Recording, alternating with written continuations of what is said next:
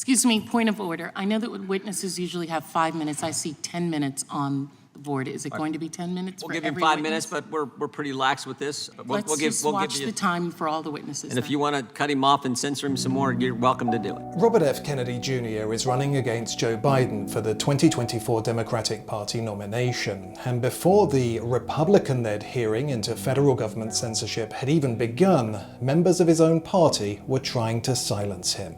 This is a letter that many of you signed. Many of my fellow Democrats. I've spent my life in this party. I've devoted my life to the values of this party. 102 people signed this. This itself is evidence of the problem that this hearing was convened to address. This is an attempt to censor a censorship hearing. The letter Mr. Kennedy referred to in his opening statement was an effort to revoke his invitation to testify. Why would you give Robert F. Kennedy Jr. a congressional platform to spew his hatred?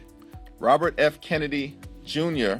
is a living, breathing, false flag operation. Others testifying over the federal government's efforts to suppress free speech included Breitbart News political editor Emma Jo Morris, Missouri former Deputy Attorney General D. John Sauer, and former New York City mayoral candidate Maya Wiley. But it was the Democrats' efforts to silence Mr. Kennedy that was the standout takeaway from the hearing. Point of order, pursuant to House Rule 11, Clause 2, which Mr. Kennedy is violative of, I move that we move into executive session because Mr. Kennedy has repeatedly made despicable anti-Semitic and anti-Asian comments as recently as last week. Aside from the letter, before members of the panel even started asking questions, Ms. Wasserman Schultz entered a motion to have Mr. Kennedy removed. Is it the custom of this committee to censor viewpoints that we disagree with? The motion ultimately failed, with members of the panel voting along party lines, although some were unable to resist going beyond a simple yes or no. Yes to not censor.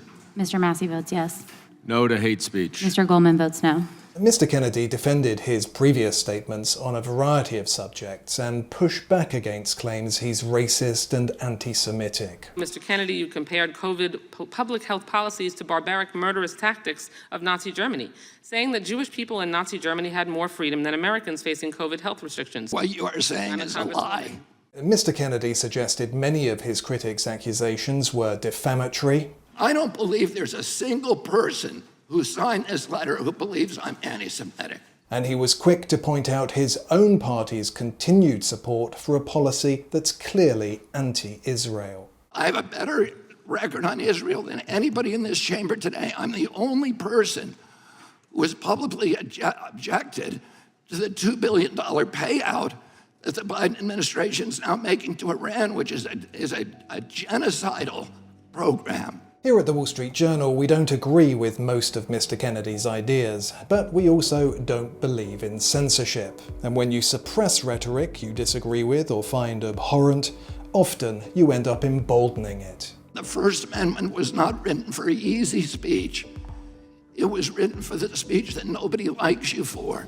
Joe Biden came to power promising change. Unity, unity, unity, unity, unity. Instead, he's further divided the country, and few would disagree with Mr. Kennedy's call for greater civility in our political life. We have to stop trying to destroy each other, to marginalize, to vilify, to gaslight each other.